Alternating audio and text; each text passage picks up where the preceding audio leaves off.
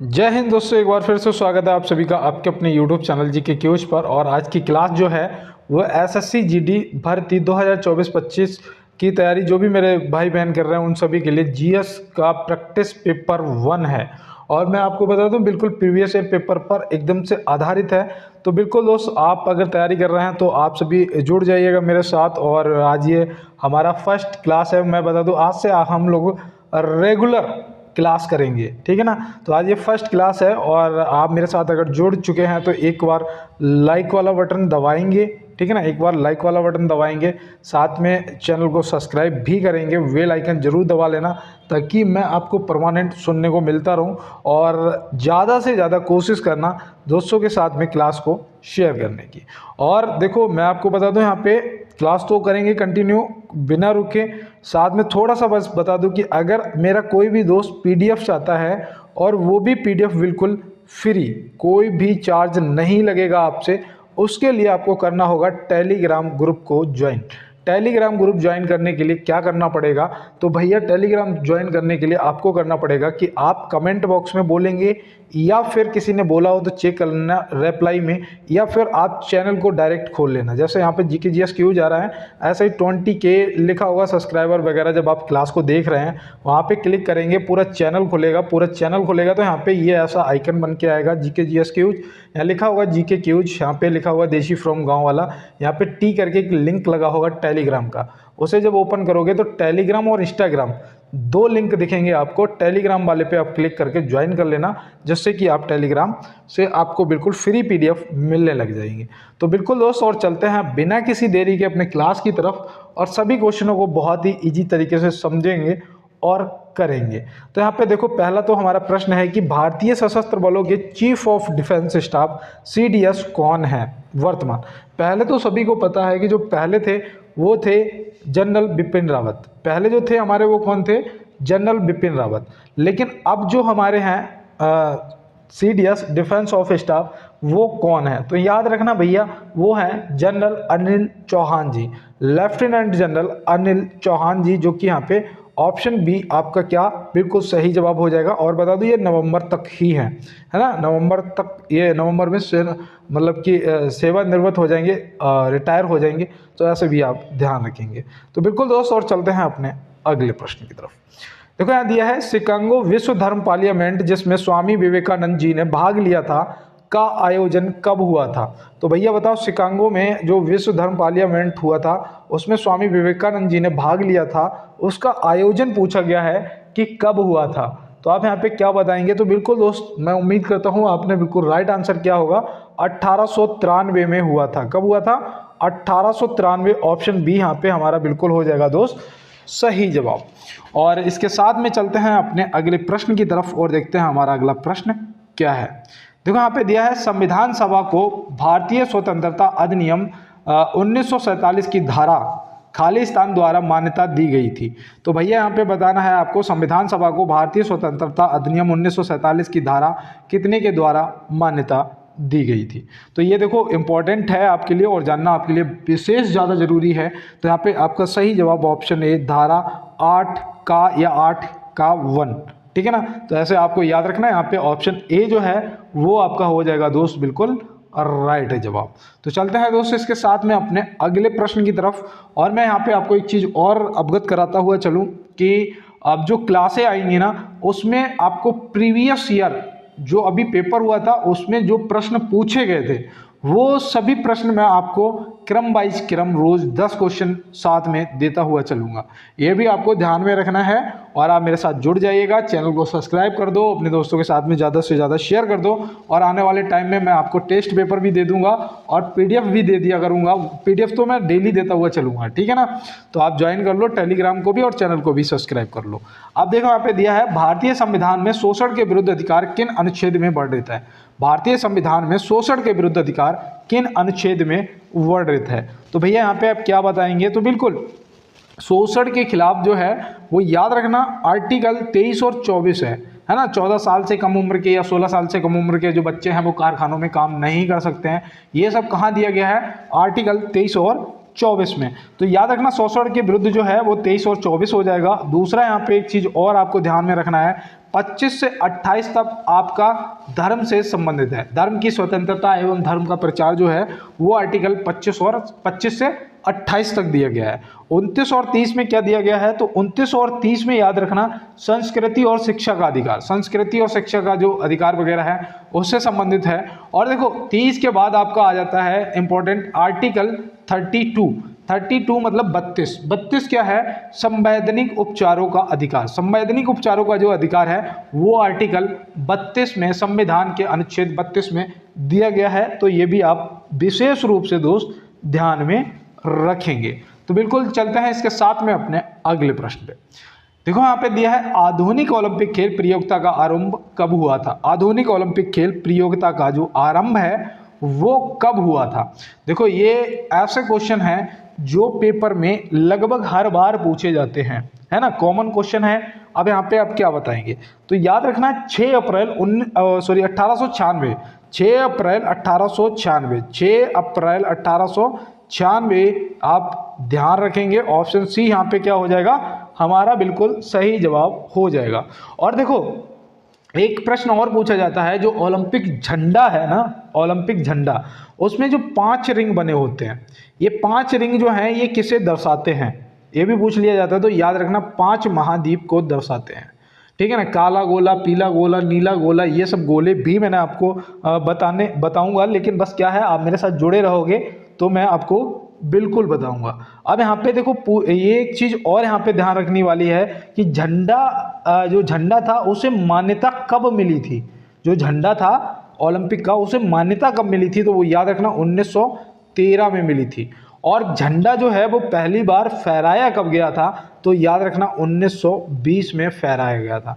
अगर आप वाकई में सीरियस हैं, वाकई में देखो सीरियस तो नहीं होना चाहिए, सीरियस का मतलब होता है कि आईसीयू, है ना, माफ़ी चाहता हूँ, लेकिन सीरियस नहीं होना चाहिए। ये कहो कि हाँ मैं अपने लक्ष्य के लिए पूरा एकदम जोशीला हूँ और अपने लक्ष्य को प्राप्त करूँगा, तो उसके लिए आपको जो मैं ये एक्स्ट्रा बताता हूँ ये दोस्त लिखना पड़ेगा, लिखोगे तभी याद होगा। तो ये आप जरूर नोट कर लेना, स्क्रीनशॉट ले लेना और पीडीएफ के लिए टेलीग्राम ज्वाइन कर लेना। देखो यहाँ दिया है नवंबर 2024 में अमेरिकी राष्ट्रपति का चुनाव किसने जीता है। नवंबर 2024, ये देखो करंट से संबंधित क्वेश्चन है, करंट भी मैं आपको इसी क्लास में करवाता हुआ चलूंगा। 10 करंट के क्वेश्चन, 10 आपके रिपीटेड और 10 आपके जीएस, ठीक है ना, ऐसे करेंगे सभी प्रश्नों को। अब यहाँ पे याद रखना भैया वो जीते हैं डोनाल्ड ट्रंप। कौन जीते हैं, डोनाल्ड ट्रंप जीते हैं, ठीक है ना। और ये अमेरिका के ना 47वें राष्ट्रपति बने हैं। कौन से, 47वें राष्ट्रपति बने हैं, ये भी ध्यान रखना। और इन्होंने हराया किसे है, तो इन्होंने हराया है कमला हैरिस को। किसे हराया दोस्त, कमला हैरिस को हराया है। तो ये भी आप ध्यान में रखेंगे। तो बिल्कुल दोस्त, और चलते हैं इसके साथ में अपने अगले प्रश्न पे। खो खो के खेल में खिलाड़ियों की संख्या कितनी होती है। खो खो के खेल में खिलाड़ियों की संख्या पूछा गया है, तो आप यहाँ पे क्या बताएंगे। तो बिल्कुल दोस्त देखो मैं यहाँ पे आपको बताने वाला हूँ, आप नोट कर लेना। खो खो के खेल में खिलाड़ियों की संख्या होती है 9। कितनी होती है, 9। ऑप्शन बी बिल्कुल सही जवाब हो जाएगा। 7 खिलाड़ी बताओ कौन से खेल में होते हैं, तो आप क्या बताएंगे भैया, कबड्डी के खेल में होते हैं। देखो लिखते हुए चलो, ऐसे लिखो, कबड्डी कितने होते हैं, 7 प्लेयर, ठीक है ना। 11 बताओ, 11, तो 11 पहला तो याद रखना 11 होते हैं क्रिकेट के खेल में और हॉकी के खेल में, है ना, हॉकी के खेल में। तो ये आपको ध्यान में रखने हैं, ठीक है ना, 11। अगर मैं यहाँ पे आपसे पूछ दूं कि जो 4 खिलाड़ी हैं, 4, ये कौन से खेल में होते हैं, तो याद रखना ये होते हैं पोलो के खेल में। किसके खेल में, पोलो के खेल में होते हैं। तो ये भी यहाँ पे आप ध्यान रखेंगे। और चलते हैं दोस्तों अपने अगले प्रश्न की तरफ। देखो यहाँ पे दिया है निम्न में से वायुमंडलीय दाब का एसआई मात्रक क्या है। निम्न में से वायुमंडलीय दाब का एसआई मात्रक क्या है। देखो वायु का जो दाब है वो किससे नापते हैं। मैंने आपको आरपीएफ की जो क्लास करवा रहा हूँ उसमें मैंने आज ही बताया है आपको कि जो वायु दाब है वो बैरोमीटर के द्वारा नापते हैं, बैरोमीटर से, है ना। और वायु की जो आर्द्रता होती है वो हाइग्रोमीटर से नापते हैं। किससे, हाइग्रोमीटर से नापते हैं। और जो गति होती है वायु की वो एनीमोमीटर से नापते हैं। किससे, एनीमोमीटर से। तो ये सब आपको ध्यान में रखना है। और वायुमंडलीय दाब का जो एसआई मात्रक है वो होता है पास्कल या बार। क्या होता है, पास्कल या बार, तो ऐसे भी याद रखोगे। और बैरोमीटर आपको समझ आ गया होगा कि बैरोमीटर का काम क्या है, आ गया ना। प्रकाश वर्ष क्या है बताओ, प्रकाश वर्ष जो है ये आपको यहाँ पे ध्यान देना है कि जो प्रकाश वर्ष होता है ना दोस्त, वो आपकी जो दूरी नापते हैं, है ना, एक ग्रह से दूसरे ग्रह की दूरी को, तो वो याद रखना, दूरी का जो मात्रा होता है वो प्रकाश वर्ष होता है, ठीक है ना। तो ये आपको विशेष रूप से ध्यान रखना है। और वायु जो है वो एक मिश्रण है, क्या है, वो एक मिश्रण होता है, ये भी आपको ध्यान रखना है। जैसे कि आपकी नाइट्रोजन होगी, ऑक्सीजन हो गई, कार्बन डाइऑक्साइड हो गई, तो नाइट्रोजन कितना पाया जाता है वायुमंडल में 78%, और ऑक्सीजन कितना पाया जाता है 21%, है ना। और अदर जैसे भी आर्गन है ये सब पाई जाती हैं, तो ये भी आपको ध्यान में रखना है। तो बिल्कुल दोस्त, और चलते हैं इसके साथ में अपने अगले प्रश्न पर। सौरमंडल का सबसे छोटा ग्रह कौन सा है? सौरमंडल का सबसे छोटा ग्रह यहाँ पे पूछ लिया गया है। तो सौरमंडल का सबसे छोटा ग्रह होता है क्या, मरकरी। क्या होता है, मरकरी। देखो यहाँ पे मरकरी, मरकरी पता किसे बोलते हैं, बुध को बोलते हैं। बुध जो है ये रहा सूर्य और ये रहा बुध, सबसे करीब सूर्य के जो है वो कौन सा ग्रह है, बुध ग्रह होता है, ठीक है ना। ये 88 दिनों में सूर्य की परिक्रमा कर लेता है, सबसे कम दिनों में सूर्य की परिक्रमा करता है। सबसे गर्म ग्रह होता है कौन, शुक्र। सबसे गर्म ग्रह, या बोल सकते हो सांझ का तारा, भोर का तारा, पृथ्वी की जुड़वा बहन, ये सब बोल सकते हैं आप किसे, शुक्र ग्रह को। ये भी याद रखना। सबसे बड़ा ग्रह होता है बृहस्पति, ये सबसे बड़ा ग्रह है। दूसरा इसका कलर भी याद रखना, पीला कलर होता है ना। तो ये चीजें आपसे पूछी जा सकती हैं। ग्रहों की संख्या कितनी होती है, ये भी पूछा जा सकता है भाई। तो याद रखना ग्रहों की संख्या होती है 8। कितनी होती है मेरे भाई, 8 होती है, ठीक है ना। सौर प्रणाली के खोजकर्ता कौन है, सौर प्रणाली के जो खोजकर्ता हैं वो हैं कॉपरनिकस। कौन है, कॉपरनिकस। तो ये भी आपको ध्यान में रखना है, ठीक है ना। हो सकता है कि पेपर में पूछ लिया जाए। और ग्रहों की गति का जो क्या कहते हैं, नियम के प्रतिपादक कौन है, ग्रहों की गति के नियम के जो प्रतिपादक हैं वो कौन है, तो याद रखना वो है केपलर। कौन है, केपलर। तो ये भी आप ध्यान रखेंगे। मैंने यहाँ जितना बताया है आपने नोट किया होगा। और चलते हैं इसके साथ में दोस्त अपने अगले प्रश्न पर। तो यहाँ दिया है निम्नलिखित में से जैन साहित्य को क्या कहा जाता है। जैन साहित्य को यहाँ पे पूछ लिया है कि क्या कहा जाता है। तो भैया देखो, जैन साहित्य को बोलते हैं आगम सूत्र। क्या बोलते हैं, देखो इनमें पूछा है निम्नलिखित में से जैन साहित्य को क्या कहा जाता है, तो आगम सूत्र बोला जाता है। और पीटक और त्रिपिटक जो हैं ये जैन धर्म से बौद्ध धर्म से संबंधित हैं। किससे, बौद्ध धर्म से। तो ये भी आपको ध्यान में रखना है। और चलते हैं अपने अगले प्रश्न पर। भारत की स्थलीय सीमा कितने देशों के साथ लगती है। स्थलीय सीमा पूछी है, जलीय सीमा नहीं पूछी है। स्थलीय सीमा जो है भारत की वो कितने देशों के साथ में लगती है, तो यहाँ पे आपको बताना है भैया 7 देशों के साथ में लगती है। कितने देशों के साथ में, 7 देश। कौन कौन से, नोट करो। देखो एक तो हो जाएगा पाकिस्तान, ठीक है ना, एक हो जाएगा आपका पाकिस्तान, दूसरा आपका हो जाएगा अफगानिस्तान, ठीक है ना, नोट करो पाकिस्तान, अफगानिस्तान, तीसरा हो जाएगा चीन, चौथा आपका हो जाएगा नेपाल, ठीक है ना, कौन सा, नेपाल। और जो आपका पांचवा कौन सा हो जाएगा, तो वो देखो एक तो हमारा भूटान बचा है, एक हमारा बांग्लादेश बचा है, और बांग्लादेश के साथ में आपका वो भी आ जाएगा क्या, म्यांमार। कौन सा, म्यांमार।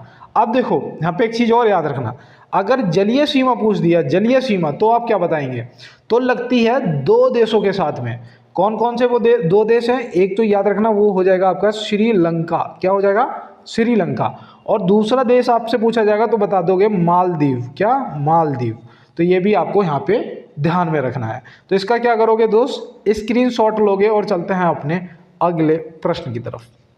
देखो यहाँ पे दिया है भारत में 2015 से 2023 तक टीबी की घटनाओं में कितने प्रतिशत की कमी हासिल की है।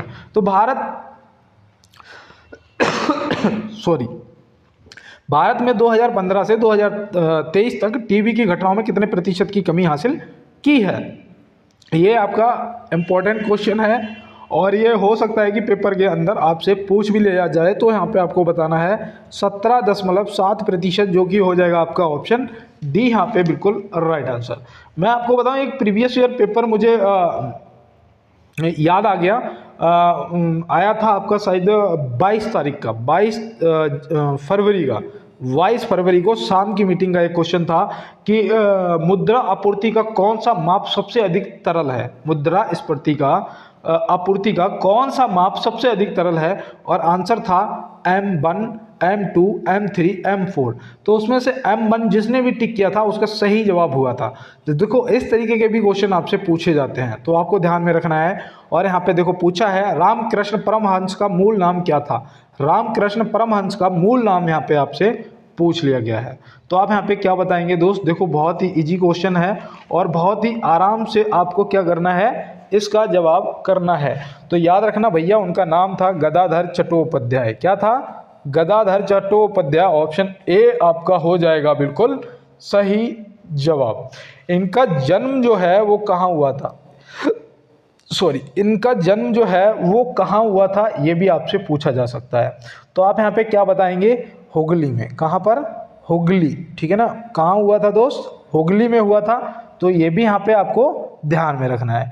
इनका जन्म हुआ कब था, ये भी पूछा जा सकता है। तो याद रखना 18 फरवरी 1836 में हुआ था। हाँ सही है, देखो भूल गया था मैं, माफ़ी चाहता हूँ। 1836 में हुआ था। और इनकी जो मृत्यु है वो कब हुई थी, तो वो भी आपको याद रखना है। 16 अगस्त 1886 में हुई थी। कब हुई थी? 1886 में हुई थी। तो ये भी आपको ध्यान में रखना है दोस्त, आपके लिए इम्पोर्टेंट है। और चलते हैं इसके साथ में अपने अगले प्रश्न की तरफ। और देखो मैं हमेशा कहता हूँ कि ना थके हैं पैर मेरे और ना ही हिम्मत हारी है।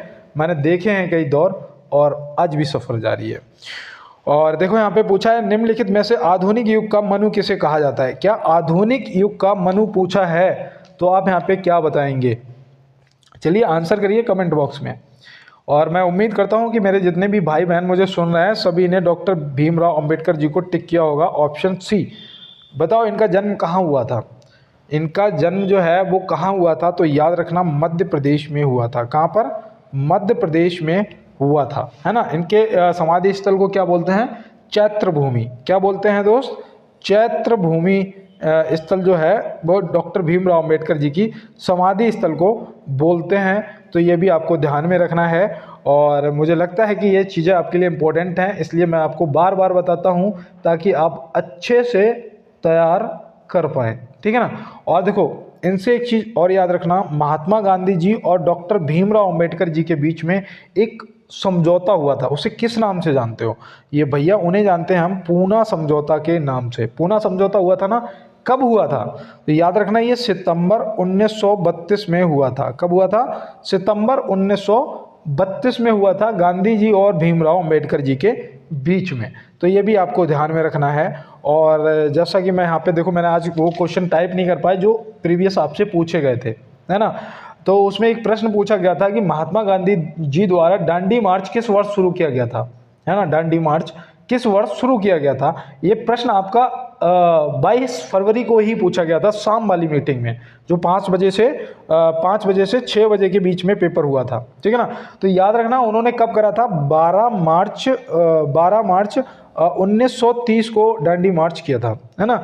ये साबरमती आश्रम से दांडी तक गए थे और इसमें जाने में इन्हें 14 दिन लगे थे। भाई पैदल गए थे सब लोग। तो याद रखना 14 दिनों का समय लगा था। और इसे एक नाम से और जाना जाता था, नमक सत्याग्रह के नाम से, है ना। तो वो भी आपको ध्यान में रखना है। तो बिल्कुल दोस्त। और यहाँ पे देखो हमारा अगला प्रश्न है, निम्न में से किसे भारत का महान व्यक्ति कहा जाता है। भारत का किसे महान वृद्ध व्यक्ति कहा जाता है, माफ़ी चाहते हैं, ओल्ड मैन। देखो ओल्ड मैन इंग्लिश में लिखा था ना, तब मुझे समझ में आया। महान वृद्ध व्यक्ति कहा जाता है ओल्ड मैन। तो भैया किसे कहा जाता है, आप यहाँ पे क्या बताएंगे। तो मैं उम्मीद करता हूँ आपने दादा भाई नौरोजी जी को टिक कर दिया होगा। किसे? दादा भाई नौरोजी जी को टिक कर दिया होगा। तो बिल्कुल दोस्त ये आप ध्यान रखेंगे। और चलते हैं इसके साथ में अपने अगले प्रश्न पे। किस तिथि को अंतर्राष्ट्रीय रेड क्रॉस दिवस मनाया जाता है। रेड क्रॉस दिवस, अंतर्राष्ट्रीय रेड क्रॉस दिवस। तो यहाँ पे आप क्या बताएंगे। तो याद रखना भैया अंतर्राष्ट्रीय रेड क्रॉस दिवस जो है वो मनाते हैं 8 मई को। कब मनाते हैं? 8 मई को। 8 मार्च को अंतर्राष्ट्रीय महिला दिवस मनाते हैं, है ना, अंतर्राष्ट्रीय महिला दिवस। और सभी का स्क्रीनशॉट लेके चलना है। 11 मई को बताओ 11 मई को कौन सा दिवस मनाते हो? तो राष्ट्रीय प्रौद्योगिकी दिवस, क्या प्रौद्योगिक दिवस मनाते हैं, है ना। तो ये भी आपको ध्यान में रखना है दोस्त, और मुझे लगता है कि आपके लिए ये इम्पोर्टेंट भी बनेगा। और देखो एक प्रश्न और मैं आपको बताता हूँ, उसी डेट का एक पेपर है मेरे पास जो किसी दोस्त ने मुझे सेंड किया था। उसमें एक प्रश्न पूछा गया था कि संगीत नाटक अकादमी पुरस्कार पहले किस नाम से जाना जाता था? तो बच्चे ने आंसर किया था राष्ट्रपति पुरस्कार के नाम से, और वो आंसर उसका बिल्कुल सही आंसर हुआ।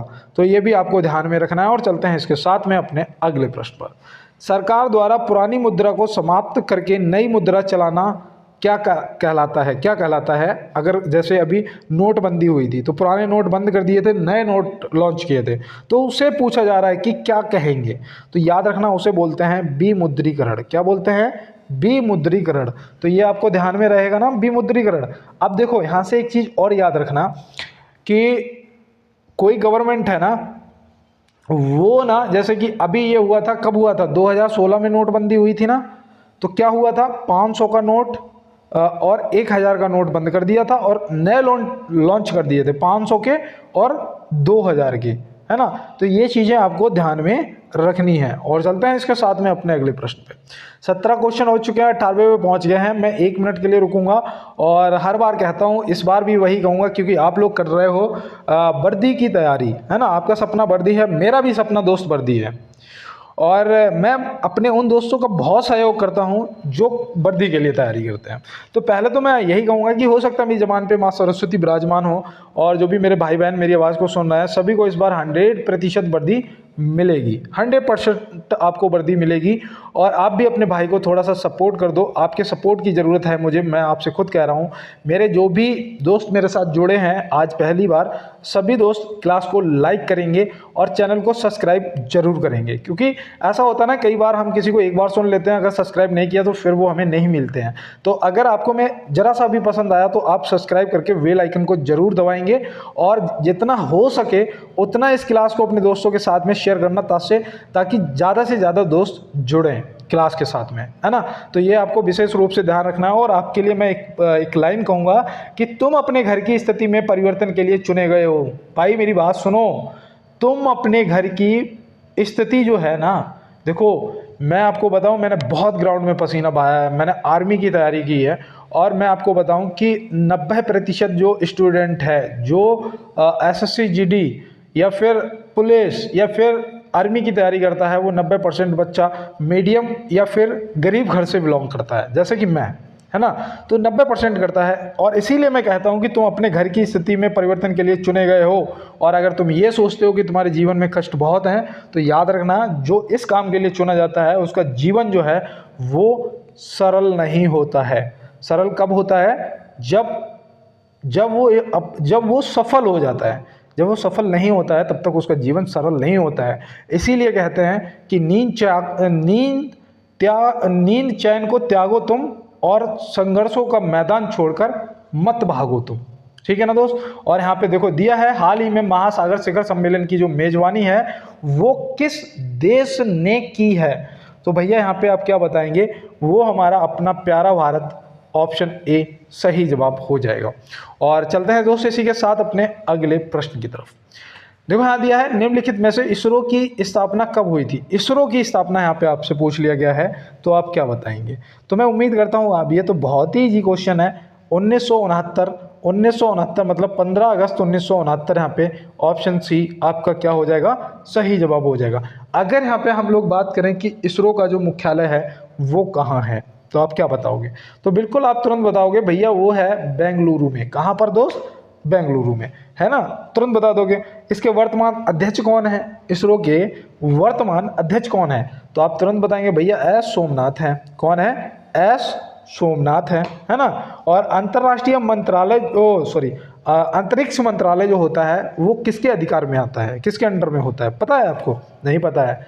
नोट करो, प्रधानमंत्री जी के अंडर में होता है। किसके? प्रधानमंत्री जी के अंडर में होता है। और बिल्कुल दोस्त ध्यान रखेंगे। और चलते हैं इसके साथ में अपने अगले प्रश्न की तरफ। देखो यहाँ दिया है, पहले एशियाई खेलों का आयोजन कब किया गया था?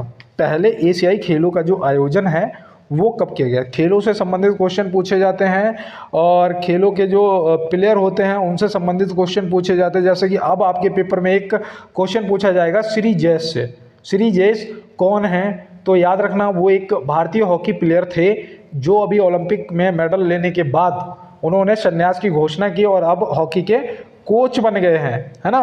तो ये इस तरीके से प्रश्न आपसे पूछे जाते हैं। अब यहाँ पे देखो दिया है पहले एशियाई खेलों का आयोजन कब हुआ था, तो आप यहाँ पे क्या बताएंगे? याद रखना भैया ये हुआ था आपका 1951 में। लेकिन यहाँ पे अगर हमें ये नहीं पता है कि जनवरी, फरवरी या मार्च, तो हम क्या करेंगे? तो यहाँ पे देखो दोस्त, मैं आपको बताऊं, यहाँ पे आपका जो सही जवाब है वो हो जाएगा 4 मार्च, ठीक है ना, 4 मार्च से। और ये कब तक चले थे? तो याद रखना भैया ये 11 मार्च तक चले थे। 4 मार्च से 11 मार्च तक खेले गए थे। तो ये भी आप क्या करेंगे? ध्यान में रखेंगे। और इसका आयोजन जो है वो हुआ था भारत में। कहाँ पर हुआ था दोस्त? भारत में इसका आयोजन हुआ था, ये भी याद रखना। और इसका जो आयोजन है वो हर 4 वर्ष बाद होता है। कितने? हर 4 वर्ष बाद होता है। और इसका जो प्रतीक चिन्ह है, इसका जो प्रतीक चिन्ह है वो क्या है? तो वो याद रखना चमकता सूरज। क्या है? चमकता सूरज। तो ये भी आप याद रखेंगे, ठीक है ना। तो मैं उम्मीद करता हूँ ये क्वेश्चन भी आपको समझ आ गए होंगे। और चलते हैं इसके साथ में अपने अगले प्रश्न पर। निम्नलिखित में से इलेक्ट्रॉन की खोज किसने की थी? यहाँ पे आपसे पूछा गया है कि निम्नलिखित में से इलेक्ट्रॉन की जो खोज है वो किसने की थी। यहाँ पे ये भी बताना है कि इलेक्ट्रॉन की जो खोज है वो कब की थी। तो पहले तो प्रश्न का जवाब आपका जे थॉमस हो जाएगा। क्या हो जाएगा? जे थॉमस हो जाएगा यहाँ पे हमारा बिल्कुल राइट आंसर। इसकी जो खोज है वो जे थॉमस ने 1897 में की थी। कब की थी? 1897 में की थी। तो ये भी आपको याद रखना है। और यहाँ पे देखो गोल्ड स्टीन दे रखा है। तो गोल्ड स्टीन ने प्रोटॉन की खोज की थी। किसकी? प्रोटॉन की जो खोज है वो गोल्ड स्टीन ने की थी। चैडविक ने बताओ किसकी खोज की थी? जेम्स चैडविक, है ना। तो न्यूट्रॉन की जो खोज है, न्यूट्रॉन की खोज है, जो न्यूट्रॉन की खोज है वो किसने करी थी? जेम्स चैडविक ने करी थी। तो ये यहाँ पे सब स्क्रीनशॉट लेते हुए चलना है, मेरे साथ जुड़ जाना है, पीडीएफ ले लेनी है, क्योंकि अपनी तैयारी भी तुम्हें करनी है। और देखो मैंने कहा है ना कि मुझे वहाँ से पढ़िए जहाँ से मैं खामोश हूँ। ये हंसना और हंसाना तो मेरा हुनर है। तो बिल्कुल दोस्त, और हमेशा मुस्कुराते रहो। गम कितना भी हो छुपाना सीख लो, है ना, नहीं तो लोग क्या करेंगे? लूट लेंगे। मैं आपको देखो कोई बुरा मत मानना, मैं इसलिए कहता हूँ कि लोग अक्सर मजबूरियों का फ़ायदा उठाते हैं, है ना। लोग क्या करते हैं? लोगों की मजबूरियों का फ़ायदा उठाते हैं। इसीलिए कहते हैं कि हमेशा मुस्कुराते रहो। समस्याएं कितनी भी हों, किसी को नहीं बतानी है कि मैं कितनी कष्ट में हूँ या क्या कर रहा हूँ। एक मुस्की आपकी बता देगी कि आप बहुत सुख चैन में हैं, है ना। तो यहाँ पे देखो प्रश्न का जवाब है, प्रश्न दिया गया है कि निम्न में से भारी जल का रासायनिक सूत्र क्या है? ड्यूटेरियम, है ना। यहाँ पे ड्यूटेरियम जल मतलब भारी जल का रासायनिक सूत्र क्या है? तो बिल्कुल इजी है, D2O, ड्यूटेरियम ऑक्साइड, है ना, D2O, ऑप्शन सी सही जवाब हो जाएगा। NaCl बताओ, NaCl। तो NaCl जो है वो हमारा जो साधारण नमक होता है ना उसका सूत्र होता है। N2O बताओ, N2O तो बहुत सरल है। किसका है? जिसे बोलते हैं आप हास्य गैस या लाफिंग गैस, है ना, लाफिंग गैस। तो बिल्कुल याद रखेंगे। और चलते हैं अपने अगले प्रश्न की तरफ। देखो यहाँ पे दिया है विटामिन ए की कमी से होने वाला रोग है। विटामिन ए की कमी से होने वाला रोग कौन सा है? भैया बहुत इजी क्वेश्चन है, यही है रतौंधी। क्या है? रतौंधी, है ना, याद रखना। विटामिन बी की कमी से बेरी रोग, विटामिन सी की कमी से स्कर्वी, विटामिन डी की कमी से रिकेट्स, है ना। इतना इजी है सब। स्क्रीनशॉट लो, नोट करना नहीं भूलोगे, ये मैं वादा करता हूँ। और चलते हैं दोस्तों अपने अगले प्रश्न की तरफ। देखो यहाँ पे दिया गया है विश्व मुक्केबाजी महासंघ का सुपर फेदरवेट विश्व खिताब किसने जीता है? तो विश्व मुक्केबाजी महासंघ का सुपर फेदरवेट विश्व खिताब किसने जीता है? तो यहाँ पे आप क्या बताएंगे? ये देखो करंट का क्वेश्चन है, याद रखना। हमारे भारत के हैं मनदीप जांगड़ा, मनदीप जांगड़ा जी। ऑप्शन ए यहाँ पे बिल्कुल क्या हो जाएंगे, हमारे राइट आंसर हो जाएंगे। और कहते हैं ना कि जो लोग प्रयास करते हैं उनके लिए कुछ भी असंभव नहीं है। यहाँ से आप सीख सकते हैं, जो लोग प्रयास करते हैं ना उनके लिए कुछ भी असंभव नहीं है।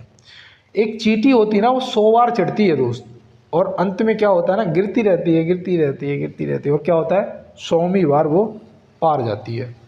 तो इसीलिए कहते हैं कि हारे कितनी बार हो इससे मतलब नहीं है, मतलब इससे है कि आपने जीतने के लिए प्रयास कितनी बार किया है ना। हारे कितनी बार इससे मतलब नहीं है, आपने जीतने के लिए प्रयास कितनी बार किया है, इम्पोर्टेंट ये है।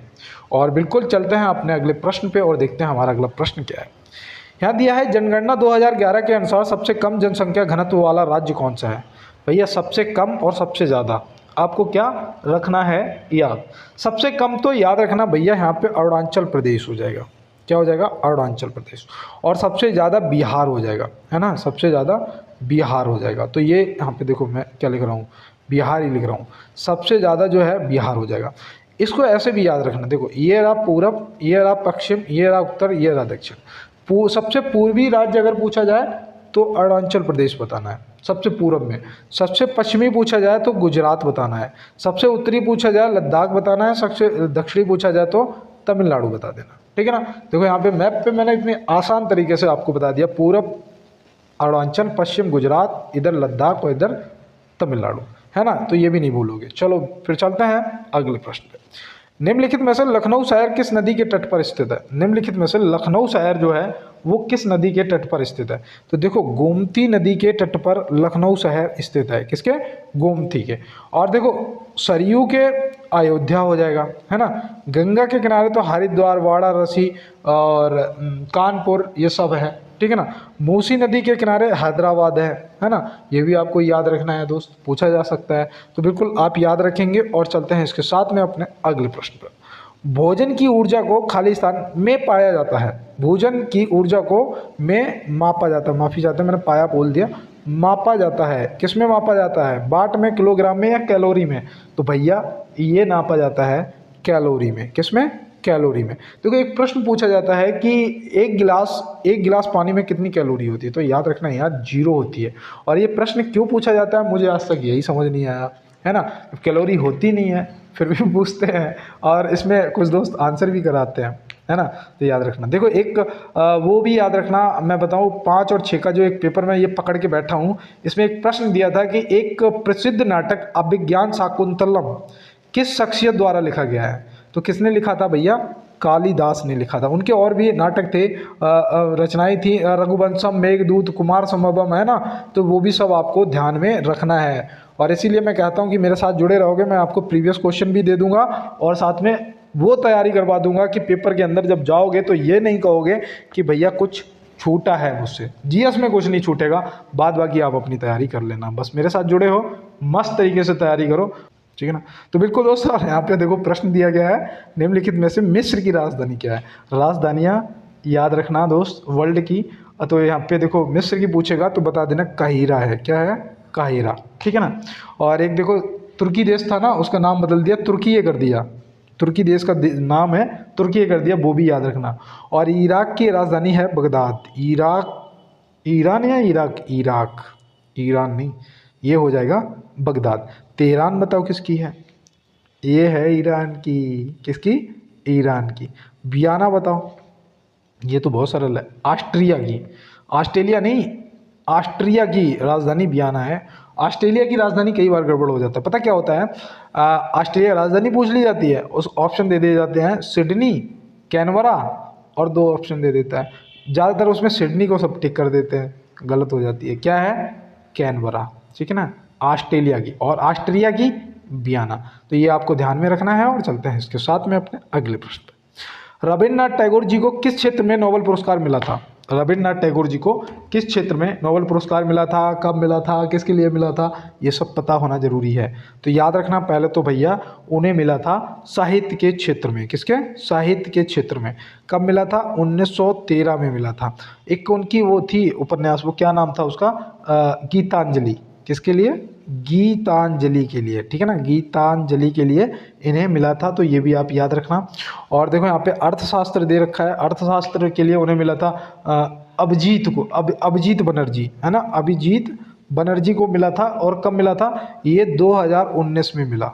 देखो इंपॉर्टेंट है, 2019 का नोबेल पुरस्कार अर्थशास्त्र में, याद रखना। शांति के लिए मदर टेरेसा को मिला था, है ना, कब मिला था, 1979 या 69, 79 होगा, नहीं यहाँ पे देखो ये मैं कंफ्यूज हूँ, ठीक है ना, 1969 याद रखना, ठीक है ना, 1969 में। और चलते हैं दोस्त अपने अगले प्रश्न पे। भारत वियतनाम का 5वां संयुक्त सैन्य अभ्यास विनबैक्स किस भारतीय शहर में हुआ। देखो भाई, ये जितने भी आर्मी एक्सरसाइज है ना, रट लेना, अम्बाला हो जाएगा यहाँ पे आपका सही जवाब। और देखो दोस्त, आप अगर मेरे साथ पहली बार आज जुड़े हो तो आपको मैं फिर से वही कहता हूँ कि जो लोग प्रयास करते हैं उनके लिए कुछ भी असंभव नहीं है, ठीक है ना। और दोस्त अगर हो सके तो थोड़ी सी हेल्प करना, इस क्लास को शेयर करना, ज़्यादा से ज़्यादा दोस्त जुड़ जाओ फटाफट। और आपके टेलीग्राम पे भी मैं आपको पीडीएफ देने लग जाऊंगा, 30 की जगह प्लस 20 क्वेश्चन और कर दूंगा, टोटल क्वेश्चनों की संख्या 50 कर दूंगा। लेकिन ये तभी जब आप सब दोस्त इस क्लास को शेयर करेंगे, ठीक है ना। तो मिलते हैं दोस्त नेक्स्ट क्लास में नेक्स्ट प्रश्नों के साथ में। तब तक के लिए मेरे सभी हीरो को मेरा जय हिंद, वंदे मातरम, भारत माता की जय।